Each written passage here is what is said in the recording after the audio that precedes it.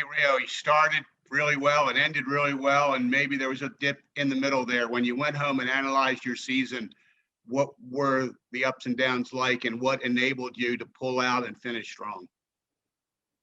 Um, obviously when you get home, you reflect on the whole season, like you said, the ups and downs.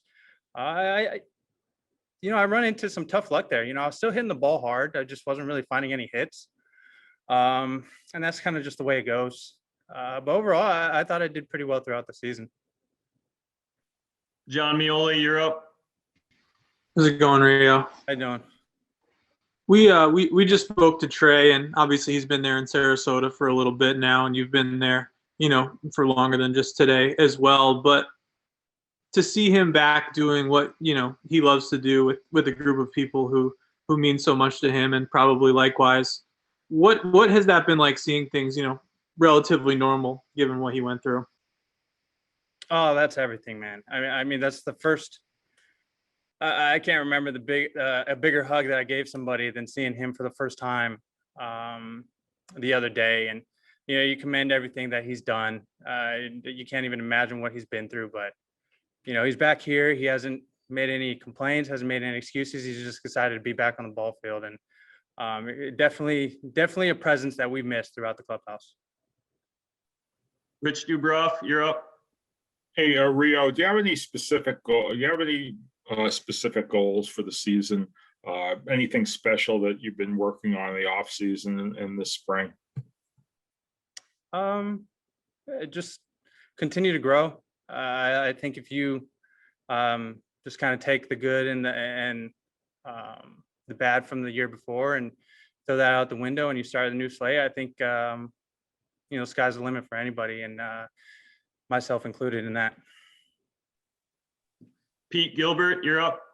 Hey, Rio, I want to ask about Trey, follow up a little bit there. What is it about him that obviously what he went through, you would feel empathy, anyone I think would feel empathy for him and gone through that, but the reaction to him has been so overwhelming and so large from so many people. What is it about him that draws that? Why is he so special in that regard? I mean, you spend 2 minutes around him, I think your question could be answered. You can't really put a nose on it. It's just one of those guys that you're around, and it's just getting good energy that he exudes, and it's tough to describe, but he's just one of those people that puts a smile on your face without him doing much. So, like I said, it's definitely a presence that's been missed, and we're really excited to get him back. Stan Charles, you're up. Rio, I just wanted to ask you a question about confidence, the confidence level you have that you belong in the big leagues now compared to year one with the Orioles. And apropos to that, the sort of notion that the Orioles were a place of great opportunity for players like you, and how you think you responded to that opportunity. I think confidence is everything. It's okay to be a little arrogant when you're on the field. I think you have to be. I think that's, half the battle here in the big leagues. I mean, because everybody's so dang good, man.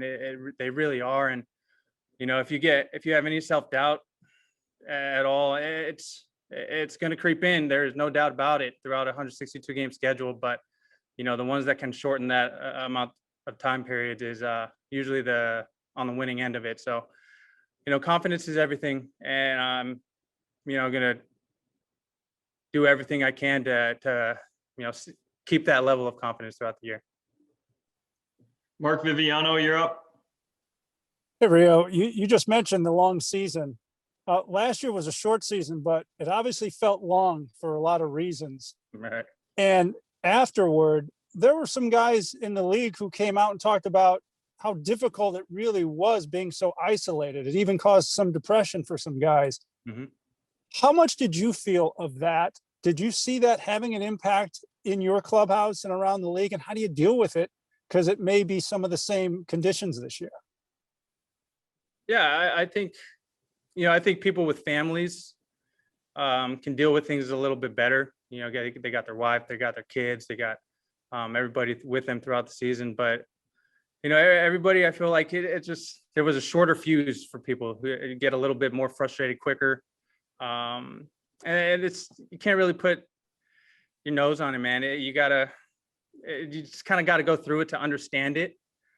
It'll be interesting to see how much different it's going to be with 102 more games this year. But we're excited. We're definitely excited. We're just excited to get back playing baseball, and excited get back here where kind of everything started, essentially. Steve Molesky with follow-up. So Rio, you came to the team not long after the new regime came to the team, and you kind of all been on the ground floor together through a rebuild. And now in year 3 of this, where do you see the Orioles at? What good has happened, and what still has to come to get you where you want to go? I'd say just watch, just see. I think you guys are going to see a lot of people from year 1 to year 2, and now year 2 to year 3 that are. It's going to be really, really special to see how much better guys have gotten over the course of the over the 3 years here, and it's just going to continue. This organization is in a great spot, has a great people, has great vibe in the clubhouse, and I think that you can see that on the field for sure. Last question, Kevin Brown, go ahead. Rio, is the classy mohawk gone for good? Yeah, it's gone. I don't think that's coming back. It's when you got your kid pulling your hair, I think it's pretty easy to get rid of it. So yeah, right when I got home from the season, that thing was gone.